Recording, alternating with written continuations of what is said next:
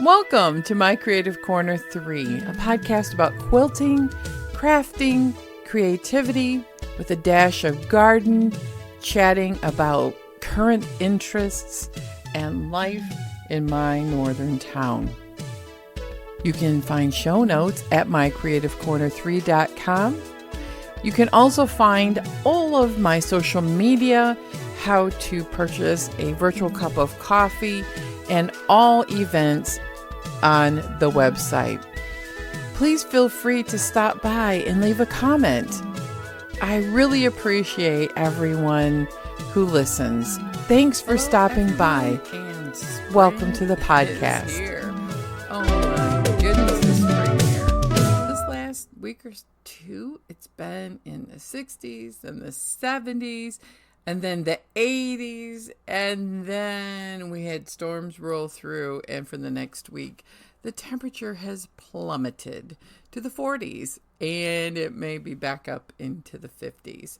But because the wind slowed down a little bit, and the sun was shining, then we got a tiny bit of rain. So the first time I went out into my garden to dig up some daylilies, the ground was hard as a rock. I spent 20 minutes and I lifted just a couple of plants because I could not get that shovel in there.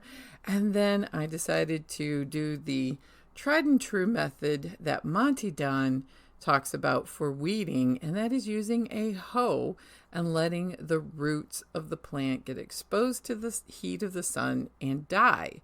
So I did that, and then it rained, and then I found, lo and behold, it was not that I was weak as a kitten from being cooped up all winter.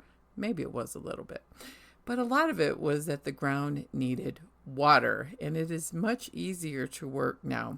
So I have a very chaotic, small, cottagey, no fuss, no muss garden. Flower bed full of perennials, and on the right side of the garden it is in the shade, and it's like two different levels in a small terrace that has been built, and I use that shaded in as a whimsical garden. I have fairy garden themed things in it, but true fairy garden things for this large of a space is really hard to see from a distance. So I have a few of the houses that have survived over the last few years. A lot of them have faded or broken. And then I decided this year I wanted to add more solar lights. A couple years ago, my sister got me a set of solar lights that are like multi strands of lights that bounce and flow in the wind and the breezes, and it really does look like fireflies at night. And then I added some more larger size solar lights. One is a mushroom house, of course. It's a mushroom with a trailing vine. It's pinks and teals. The other is a couple of frogs stacked on top of each other with sunflowers. And then a non-lit garden gnome. Now, Aldi has some of these things if you're looking for a bargain for $10 and less. And if you're lucky, you might be able to find more of the metal solar lights there. Aldi was sold out of those when I got there, but I got the metal garden gnome. It's adorable. It has a mushroom in its hand and the frogs. I got the tulips, and I found a snail that has a solar light in it, and that is in the garden. So between the three new items and the fairy lights, it's a really good start. I don't want it to be overcluttered with whimsy and silliness, but it's fun to just tap into the whimsical nature, and that's really how my house is it's the theme maybe of decoration is lighten up, be a little whimsical, tap into maybe that inner child a little bit. But then in the garden to the left is full sun, and I have tall plants that are yellow and oranges. I have some roses from my grandmother's house. I have peonies from my great-grandmother's house. And I have just kind of a hodgepodge of perennials that kind of grow together and need just a little weeding in the spring. Of course, how do you keep the grass out that comes in?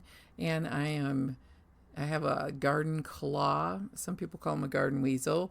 I have a grandpa's old-fashioned weeding tool, and I have a hoe. So far, the hoe has loosened up on the end, but hopefully it won't fall off till I'm done with this year's weeding. So that's been my project that's been weighing heavy on my mind with the weather. However, we had a terrible thing happen. It's really not terrible, but it's put us behind in the yard cleanup because we have to take the snow blower off and transition to putting a mowing deck on. And this year my husband had purchased a yard rake for the back of our lawn tractor. However, it had a flat tire. So he got the snow blower off, no problem. He was getting our air compressor charged up, and he would put the rake on the hitch, but it was a little bit up in the air, and the bolt broke, and it fell on his foot. Ouch, yikes. That one hurt. I could hear him yell, so I knew it hurt. And so then he goes, all right, well, let's just get some air in the tire, and then we'll go to the store and look at bolts to try to put this tool on the back, because we're both old enough we can't hand rake the yard. And after the disastrous ice storm, we have picked up all the big limbs, but we have tons of little tiny sticks that we can't mow the lawn the way it is unless we can get it raked up. So he put the air compressor, was charged up, so he went to go put the air in the valve stem, and the valve stem broke. And lo and behold, we found out that these 10-year-old tires are in fact filled with fluid. And my husband said it's calcium chloride. That's what the older models, some tractors, they put beet juice in it. It doesn't freeze, it helps add weight and ballast to these tires, and you don't have to put in quite as much air, I guess, is the theory. Because I'm like, what is spraying all over? And it looked oily and yucky, and I'm like, if this is antifreeze, no way. But it wasn't. It was easily sprayed off, and so far it hasn't killed all of the plants that it ran into. But that has set us behind because nobody local could fix it. So my husband had to drive it up to the dealership, which is about an hour away, maybe a little more, drop the tire off because they couldn't fix it while he waited. He had the afternoon off because he had a dental appointment, but now he has to go back next week on another day where he's going to have to get out of work early or maybe get a day off because it's slow, pick it up and try to tackle this in between all of the weather. So that has set us behind. But what else is new? There's leaves in there from last year that didn't get raked up in the yard, and the yard has a very organic feel. Let's just say, at least I have my sticks and branches picked up. My neighbor next door has not even started that. I don't think the insurance company is going to pay to do it like he had hoped. And so far, he's not taken any help offered, and has family supposedly coming. But that's been 6 to 8 weeks. I know my other neighbor, I saw her getting really mad because some of the large limbs are pushing her fence over. Ooh, we're going to have neighbor wars this summer. I hope not. But that is where we're at with the garden because spring is here. But you know what else comes with all that? Bugs, mosquitoes. I have a mosquito bite on my face that I can't get to heal up. And somehow I think I must have scratched it open in the night. Allergies. Yeah, allergies. With all the pollen because it got warm all at once. And what happens here, as in most places, all of the plants and the grasses in the trees and all their pollen comes into the air at one time as everything wakes up from the long winter. So I'm a little stuffy. If you notice that, I'm sorry. I'm doing the best I can because allergy season. Oh, it's so itchy. and sniffly and sneezy and makes your asthma flare up. But I haven't been sick. That's the good news, because there is some spring colds going around, and knock on wood, I have avoided it so far. You know what else brings sensitive skin with all of this has been a big problem with springtime. Let's talk about sensitive skin. When you get to be a person of a certain age, we shall call this the perimenopausal and postmenopausal people. You notice your skin gets weird, right? Dry. I've never had a problem with this kind of dry skin before. And then throw in a bit of long COVID, and my niece has the same problem, and she's much younger than me.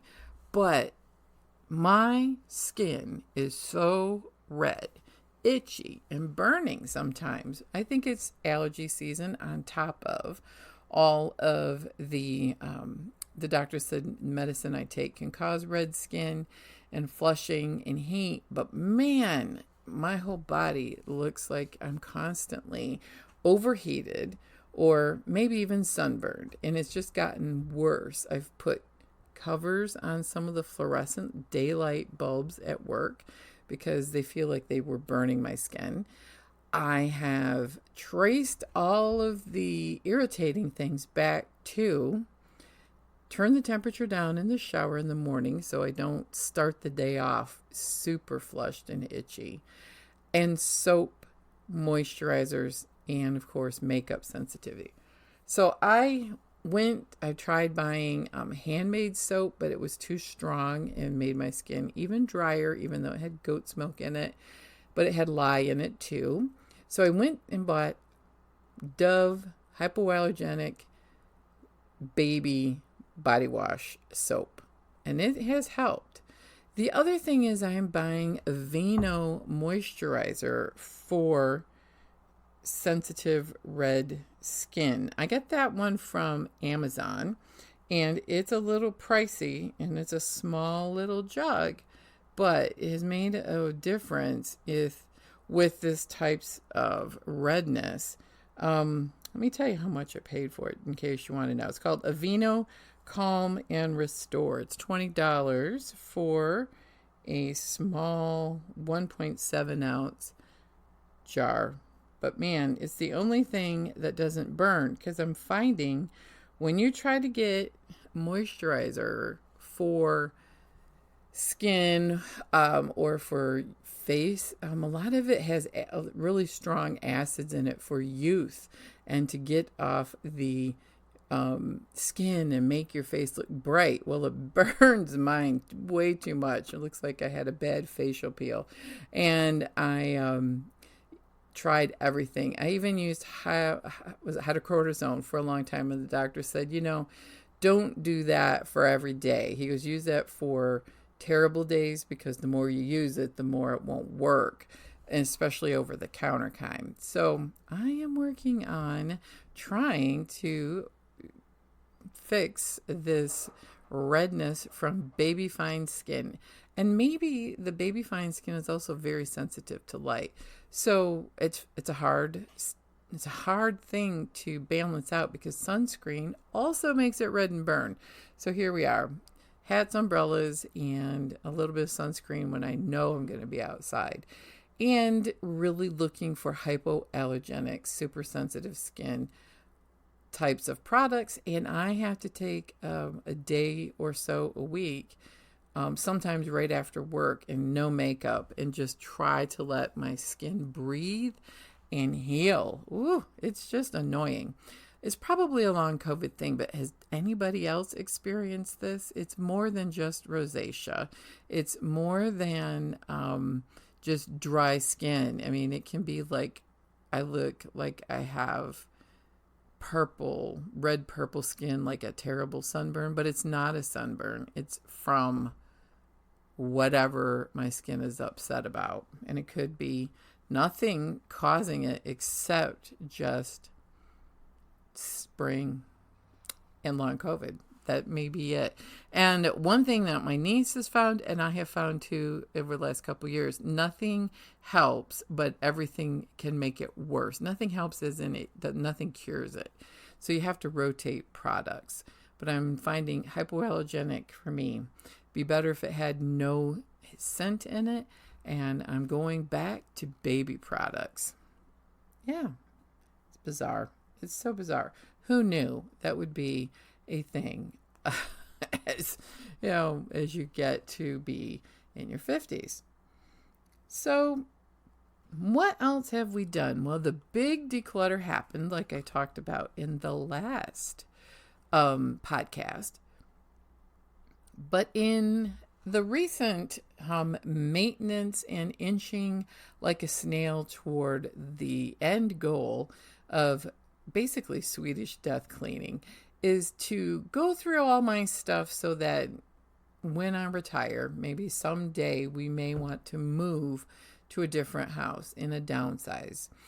And B, you want to deal with all of your excess, and this is the philosophy of the Swedish death cleaning, and I'm pretty sure based on the show, it's maybe a cultural thing from Sweden. Yeah, I read the book, and there is a show on Peacock that it's a little got graphic words and some racy themes, but I found it delightful and just warm and touching. And there's some of them that make you shed a few tears too. It's not hoarders. It's about people who are trying to go through their items so that in the future, no one else has to deal with a mountain of stuff that is going to probably wind up in a dumpster, right? We've talked about that with our quilt stash, our craft stash, our yarn stashes. You have to have a plan. Who should get these things? Well, maybe their philosophy is you should start doing that now because it doesn't get any easier as you get older. So I've taken that to heart because I'll be honest, in my post-COVID, long COVID journey, as well as getting just every year older as you make a trip around the sun, it doesn't get any easier. And then as I've pulled things out of closets that are so deteriorated, or maybe mice have gotten in them, or just they are things that are so old they've just disintegrated, that makes it even harder because they're trash now. And so what I want to do is go through things and, make sure my children get the things that were from their childhood as they can, and downsize it to just the important things, not the broken, grody, faded things, because I guess it comes from probably the Depression era people and people who may have grown up poor, is that you're afraid to throw away of anything because 1, it might have value someday. 2, you might need it someday. And 3, there's a lot of sentimental attachment to it. But that's what I'm doing. And so I've adopted a few times a week, not every day, because I just can't do everything every day, is doing what I'm calling, as Diane Schiffer calls, the tiny tidy. So this week it was the dining room table, and I put a fresh white granny square crocheted table topper on it. It's made out of small, thin sock yarn, fingering weight yarn that I did a few years ago from some really pretty yarn that Hobby Lobby had. And granny squares are so much fun. I'm making another bright runner to go on a shelf in crocheted granny squares in my entertainment center. And on the bottom shelf, it's a black IKEA shelf, and it just always looks dusty because it's located near one of our vents. And I thought it would be pretty to have the bright color and break up all the black on there. And then I can display a few items on it that will look very pretty, and I won't be constantly seeing all of the dust. Obviously, a time or two a week, you're going to have to take everything off it and dust it properly.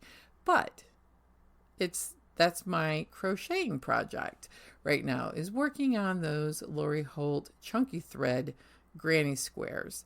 And so as the tiny tidies go, I'm finding I can make the things that I have, like shop your home, shop your stash, shop your home decor stuff, and rearrange it and make it fresh. The next thing I want to do is go through all of my displays and things I have out, seasonal things, pictures. Some of them are really pretty old. Some of them need to be changed. Some of them are time to let go and take to the Goodwill or the Salvation Army. And so that is the next week's goal, is to go through the dining room displays. I have a few shelves and a china cabinet, and then the next thing is, as I put laundry away and I see clothes in my clothes dresser, to purge them. And so I have a plan. See, that's the whole thing, is you have to have a plan and not get distracted with the items that you see and then go, oh, I don't want to do it. You got to get it out of your house right away, because then what happens is you go back and pull it back out, and then it becomes another dust collector when you had decided at one time you really could let it go. Sometimes, though, you need to put things in a basket that is, let's ponder it, but it can't be everything, right? So I have extra laundry baskets. I don't know how I've accumulated 4 or 5 extra laundry baskets, but I'm going to use them. One as it's got to go. Donate is another one. That's a laundry basket that will go to Goodwill, or books that will go to the library. And the other laundry basket is, let's ponder these things, or do they need to go to someone in my family? So that's the tiny tidy. And it's really, the undercurrent is, if you watch the show and you read the book, it's called The Gentle Art of Swedish Death Cleaning. You have to be gentle with yourself doing it. There's no reason to go through your entire house in a week unless you're moving, and that's painful and it's exhausting, and then you tend to make some mistakes and just throw everything away. And we've done that with relatives when they passed, and you had to go through their apartment within a certain amount of time, and you had a dumpster, and there was a lot of pressure. No one needs that. And I don't want to leave all of my junk to other people to deal with. So I'm starting to thin it out now. And it's been an ongoing process. I am in the 3rd year of my 5-year plan for retirement. And so I'm looking at, probably 2 to 3 years, maybe 4.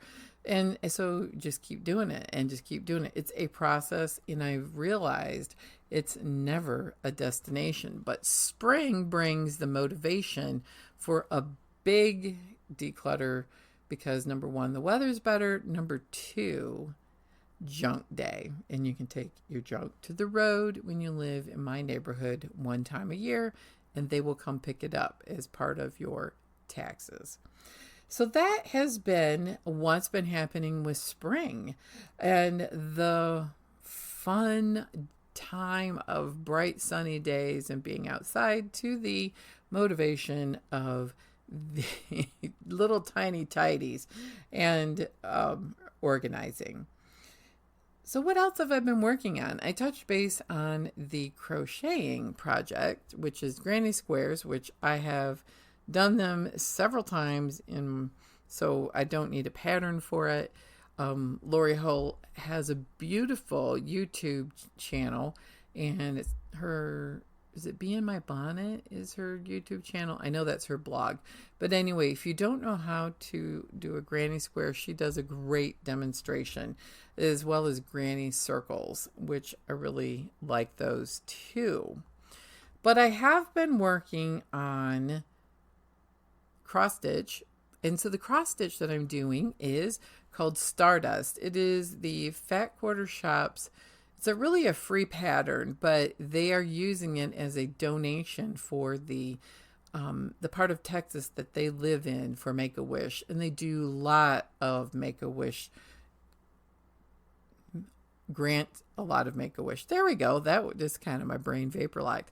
And they have raised quite a bit of money. So I have the pattern, and I'm promoting it on my social media as the cross stitch. There's also a pattern for a similar and beautiful quilt, but I chose to do the cross stitch because I like sitting in the evening and relaxing. And my cross stitch is not perfect, but I'm going to show it anyway, and hopefully it will look like the actual pattern when it comes to the end.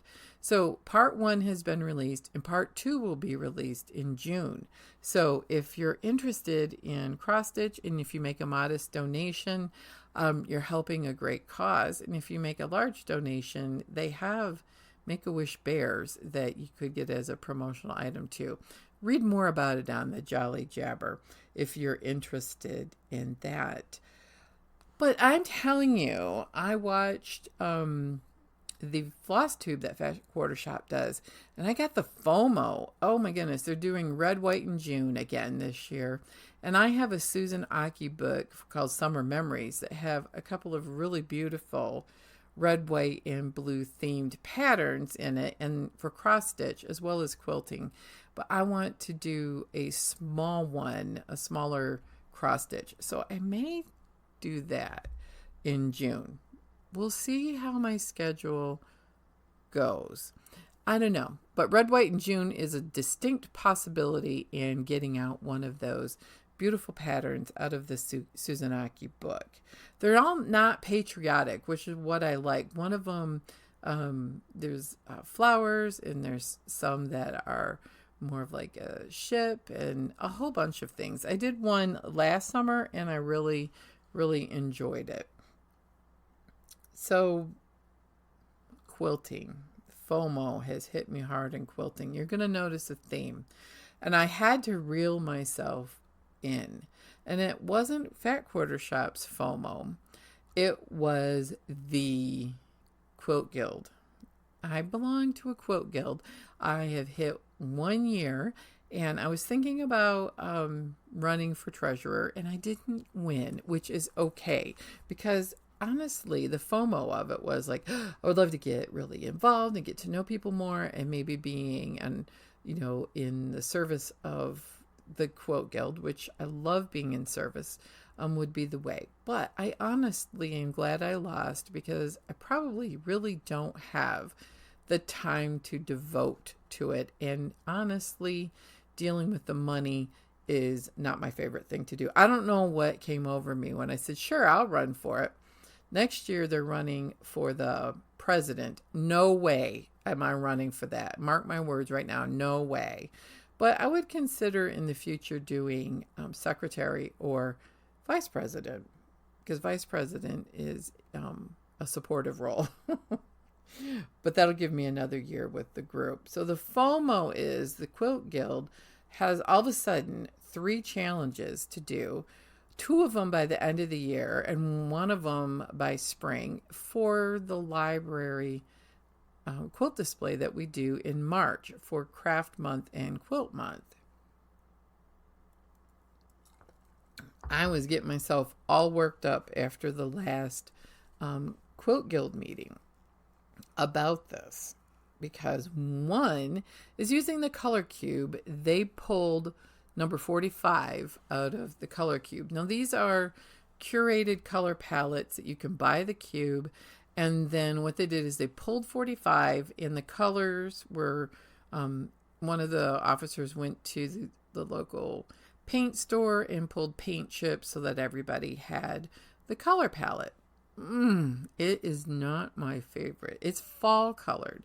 I just finished doing a fall table runner, and I'm like, fall, I've got a lot of fall quilts. I've got a lot of Halloween quilts, but this is fall colors. It's also very traditional. It's burgundy with a teal green kind of, but not bright teal. It's a tealish blue green.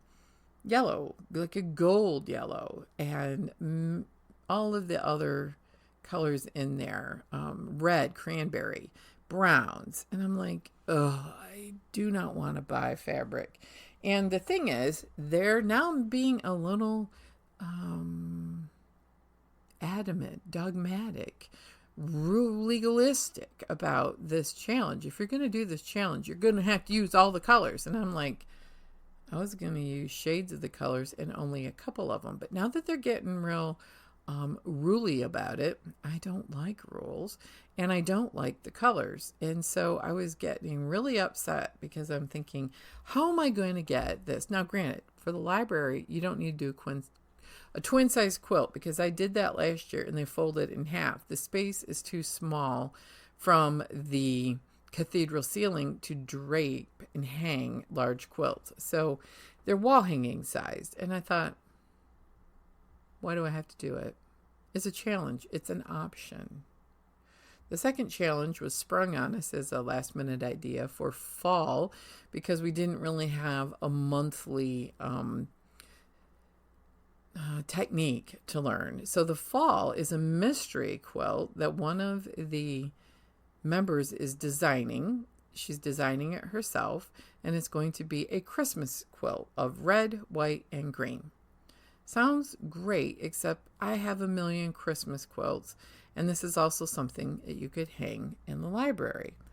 And I thought, I don't have any more red, green, and I have white, but do I want to go buy it? And if I was going to do it, I would want to go buy pinks and teals. But then, I thought, I don't want to make a Christmas quilt.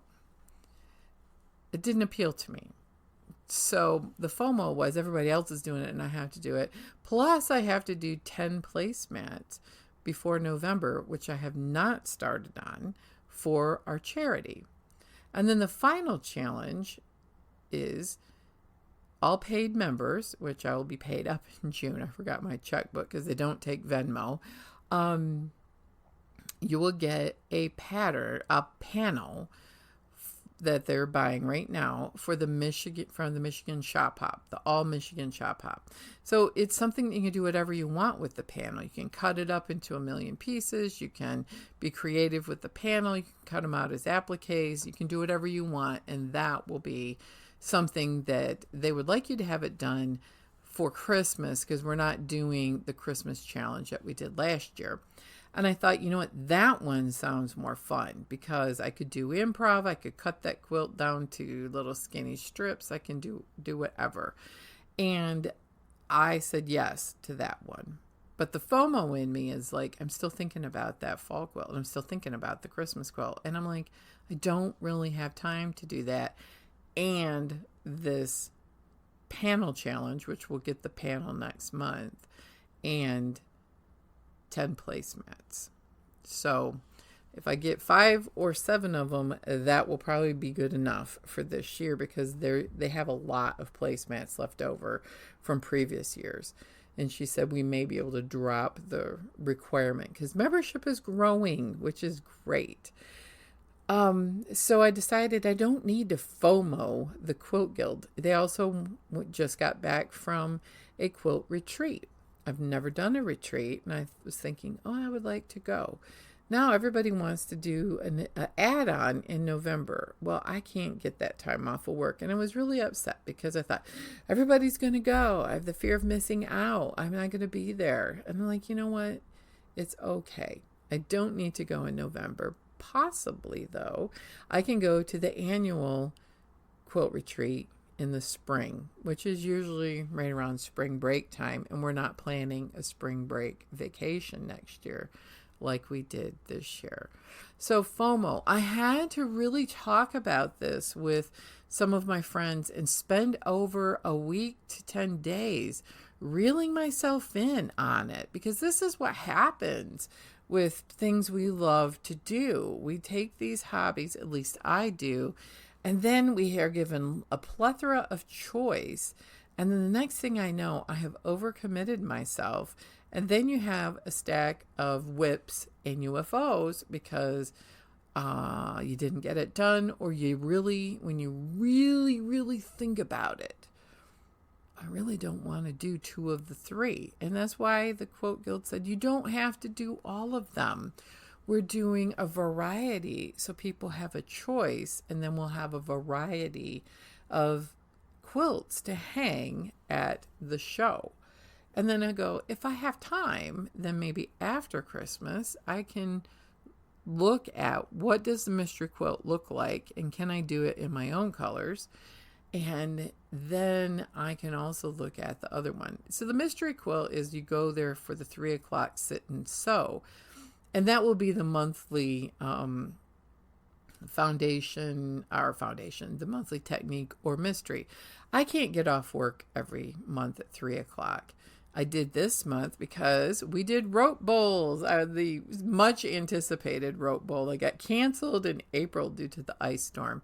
Mine turned out great. Rope bowls are fun if you do it the way I did it. I think it would not be fun if you wrapped clothesline, and I got a thin clothesline from Menards, but the thin clothesline is like a 1/2 inch, 3/4 inch cotton. When you wrap it with 1-inch strips of fabric, that becomes tedious. But there's an alternative method, and you don't even need to take a class if you know how to do jelly roll rugs or can go on YouTube. But you just do zigzag twice over the entire clothesline. And I picked 2 variegated colors and changed them periodically. Bright, bold, variegated thread that I would never use in a quilt. These are like samples or things people gave me, or I bought it and it's getting old and I'm like, I just want to get this stuff used in a project that's not going to be a quilt that will fall apart with a thread that's old. The rope bowl is great. So you do 2 passes on it, and then you zigzag it in a coil, and then as you get to your sides, you turn the project to build it up instead of flat. Okay, it was easier than I expected it to be. You can do a lot of creative finishes with it, and it was an incredible amount of fun. It was totally worth the $25 a year that I pay the Guild for membership just to take a couple of these technique classes a year. And because you're a member with the Guild, they also have, a retreat that's less expensive than some, but you have to figure out your own food situation. And it's a little bit shorter. You do have to share a room with 4 people in the camp type setting, but, I think it's an old house in a town it's now a retreat town, right? In Chelsea, Michigan. If you want to know more about it, you can look it up. But I don't know these people well enough to do that yet.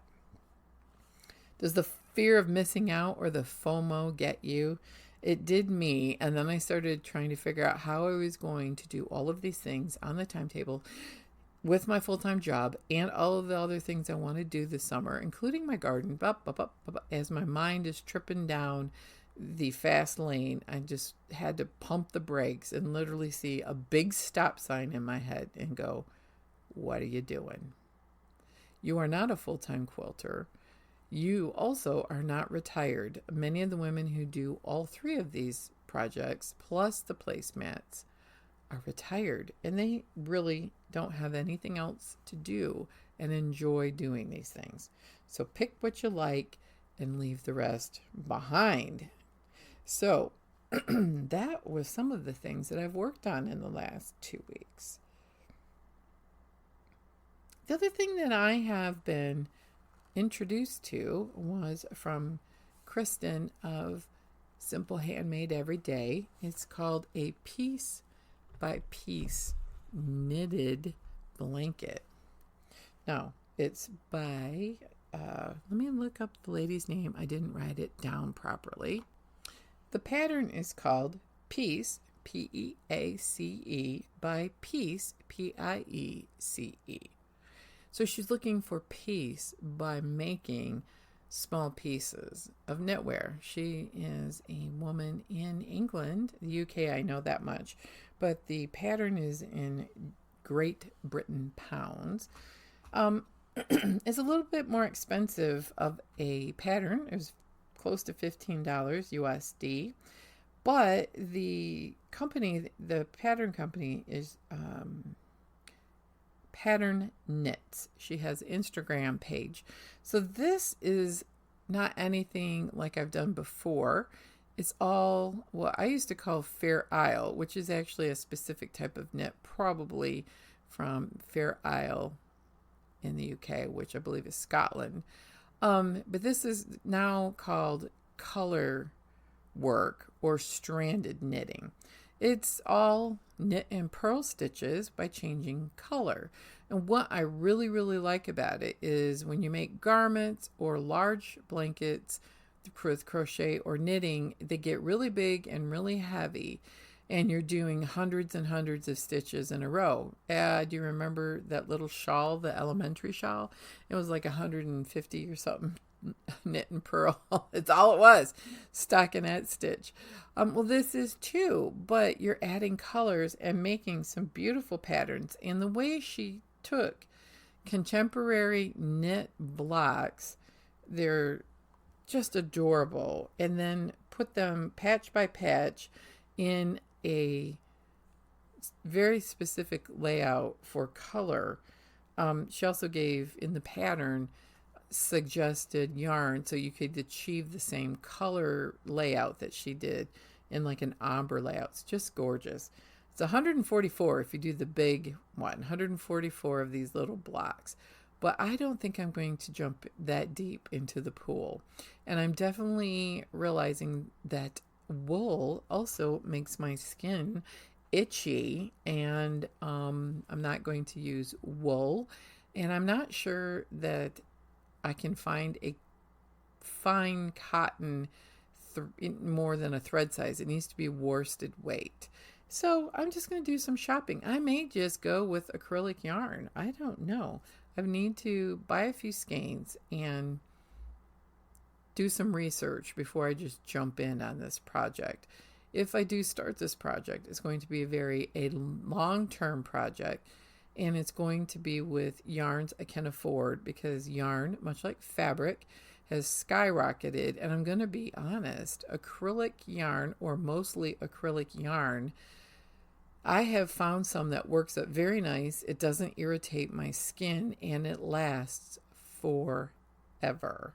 You can wash it. It'll pill on you a little bit, but overall, I have some crocheted and knitted projects out of acrylic yarn that have lasted 25, 30, 40, 50 years, because yes, it's mostly plastic or in the yarn, but it does not deteriorate. I do love working with wool, but I don't enjoy wearing it or being covered up by it. And wool, as gorgeous as it is out of my budget to do this many colors in that high of a price. So I'm going to do some research. So what I did, excuse me, in getting ready for this is one of my friends is a good, excellent knitter. And I had her over yesterday afternoon. Yes, I had somebody over, and I thank her for coming over, and she refreshed my memory on how to do stranded knitting, color work knitting. I watched a YouTube video or 5 before she came, but she cast on just like I do, which is not a super sophisticated long tail cast on. She goes, why waste yarn? You're doing little patches, and then you crochet around the edge when you're done for stability, and you can block it, and then eventually when you get enough, you put them all together just like a quilt, just like the granny squares. I've done granny, you remember the old roses, granny roses? I love making blocks. I love the process of making blocks, and if I never string them together for a massive blanket, who cares?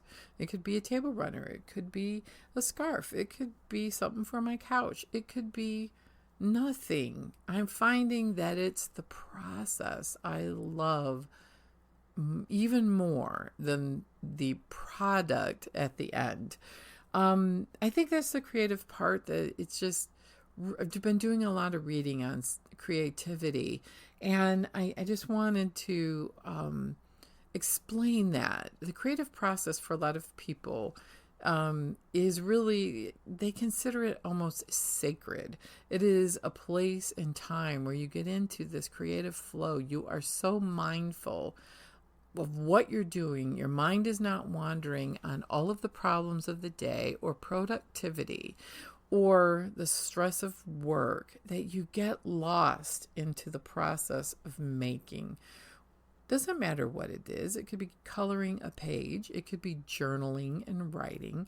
It could be knitting these color work yarns and finding peace in every piece you make. I was just sold on her story. It was so lovely. But it is reaching this center of me that doesn't get expressed very often in your daily life. It's also a place where your brain can reset and you are stimulating the part of your brain that can actually deal with the adrenaline rush of work and the problems of the day, and we calm ourselves. We are able to ground ourselves and center ourselves. So creativity is incredibly important. Getting out of your head and into your hands. That's a quote from another YouTuber that I love, which is The Last Homely House, Kate. I love that so much. Get out of your head with the problems of the world and into your hands. And that's where sewing, knitting, all kinds of things can help us with that. Woodworking, it's just making things. And the other part is, did you know there is more and more research coming out over the last eon that shows that doing granny hobbies, they're calling them, like knitting, woodworking, crochet, sewing, is good for your brain health, and it helps ward off dementia. You're constantly learning. You're constantly challenging your brain. And when you do quilt challenges, it can challenge you to tears or swearing, whichever comes first. So that is the beauty of doing crafts, and why my Creative Corner 3, I still podcast about it, because I feel so passionate about this.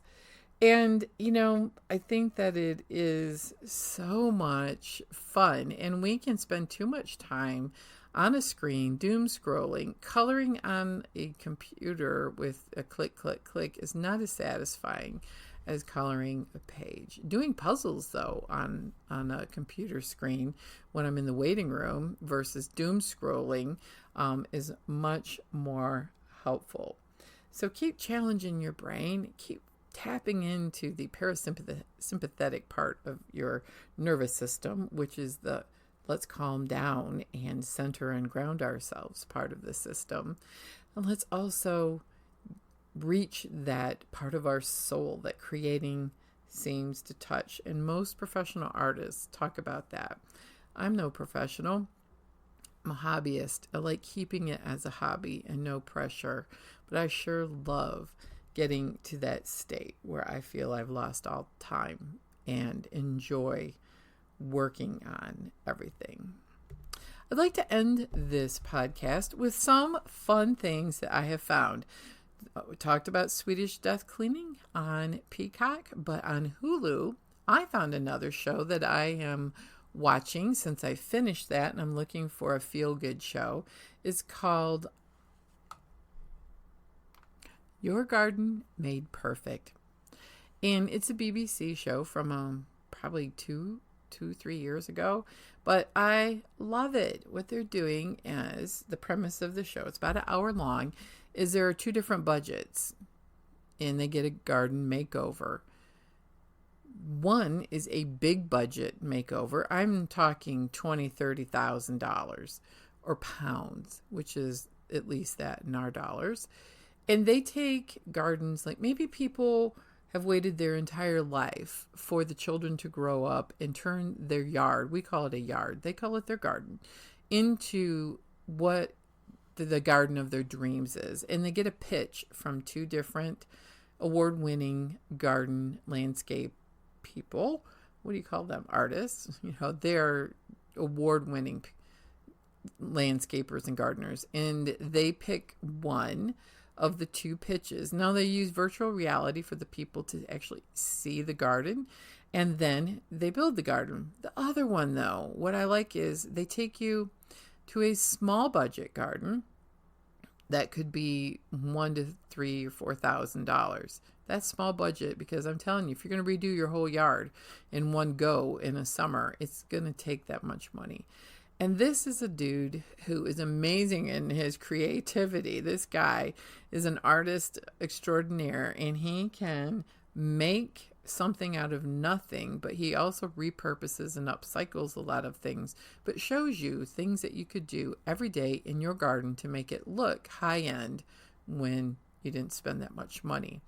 I also like is each designer, including the gentleman who takes the low budget, and they take you to places that are super high end, like museum gardens and heritage gardens, and look at why it's so successful, and maybe ideas that you could take away from these renovations of the garden to make it more successful and make it a place that you would like to go. I watched the show. The transformation part is always cool, but I want to learn, what is it about these gardens that is so successful? And we're getting out of, yes, making garden rooms, blah, blah, blah, but most of us don't have weather, at least I don't, that is conducive to go spending time in my extra, quote, outdoor rooms. I mean, if I can even get outside a few days a week under some shade in a chair a few minutes a day, that would be lovely. But I really want to make it more of a wildlife friendly habitat, in addition for a place for me to go maybe 15, 20, 30 minutes a day, get my hands dirty, but be out in nature. But how they do a planned wildlife garden, I just saw one like that, was quite amazing, and I learned an awful lot. Looks like it's only a season or two, and it's on Hulu. I enjoy it. I'm now going into the 4th show, and I would give it a thumbs up. Swedish death cleaning, I talked about. I'm also really enjoying a YouTuber who is new to me called Skill Tree. He is a guy who makes all kinds of things, and his genre, if you want to call it that, is that he makes costumes for LARPing and people who like to go to what I would say is like outdoor camping and conventions, or different places where people take a character from a specific genre, video game, Tolkien story, and they build an entire costume that, I mean, these things are incredible. It's also very inspiring. He does a lot of Hobbit things and Lord of the Rings things, which I really like.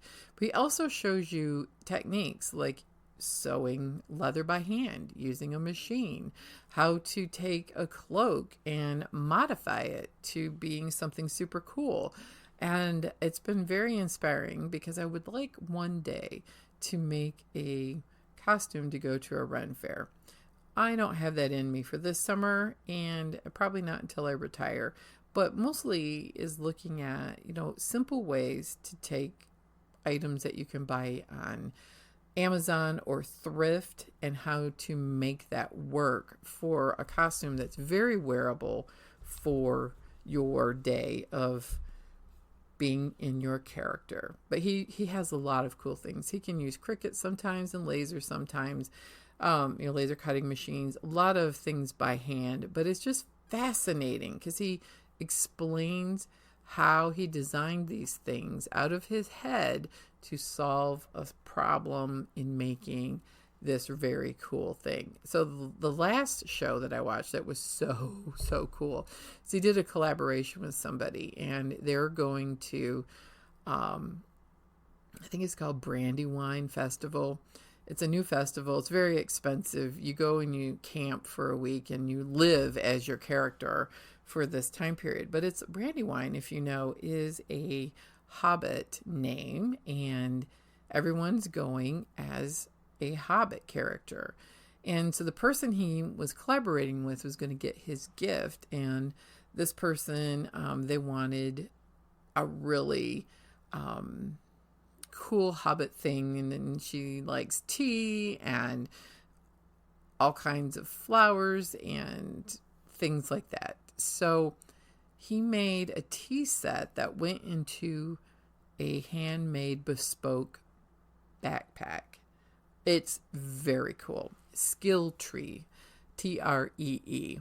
Very fascinating, and the creative process, and hearing him talk about his creative process and how he solved these problems, to me is even more interesting than the very cool final product. So those are a few things that I have found that I really like this week, and I hope that you take time to create, tapping into that part of you to feel calm and grounded and make something beautiful, which is incredibly important. If you'd like to find my social media, I am on Instagram, Facebook as Vicki Holloway. You can support the podcast by liking, subscribing, and sharing. I'm on all podcast servers, as well as I put this on YouTube. And those are the best ways to support me, to help other people find the podcast. And I love hearing your comments. You can go to my website and make a comment and tell me how things are going for you in your creative process at mycreativecorner3.com. And there are links to all of my social media, as well as ways to buy me a coffee and my Substack link, should that be the best way for you to follow the podcast and my blog. Thanks everybody so much for listening, and I have enjoyed my time in explaining all about the process of FOMO, my problems with allergies, sensitive skin, and gardening. Take care, everybody. Have a most wonderful week and create on.